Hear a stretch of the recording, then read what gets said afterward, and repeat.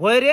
हा. ह्या पोरीचं आणि बायाचं लयच अवघड असतंय ना. काय झालं? लग्न दुसऱ्याचं असतंय हा. आणि ह्या पोरीला आणि बायाला ताण कशाचा असतो माहितीये का? साडी कोणती घालू, दागिने कोणते घालू, स्टाईल ट्रेंडिंग करू का ट्रेडिशनल बरी वाटल, सँडल घालू का चप्पल घालू, बेगाने शादी में अब्दुल्ला दिवाना, माहितीये का? आणि नवरीला काय घेणं देणं नसतं याच्याहून, कशी दिसायली काय दिसायला लागली, कोणाला काय घेणं देणं नसते. पण यायचं नुसतंच माटा माटा, माहितीये का? मी सँडल घालू का ड्रेस घालू, चप्पल घालू का पावडर लावू का मी लाली लावू का मेकअप लावू का फेरम लबली लावू. अरे काय एवढं थोडी असतंय कुठं. मला आपलं पोरायचं बरं आहे. एक ड्रेस घातला, बूट घातला, चप्पल घातली, निघले ना पावडर ना पावडर काय नाही, कोणाला बघायचंय बघा, टेन्शन नाही आपलं पोरायचं. एकदम वजनात राहतो आपण पोरं. हे पोरीचं लय अवघड असतंय.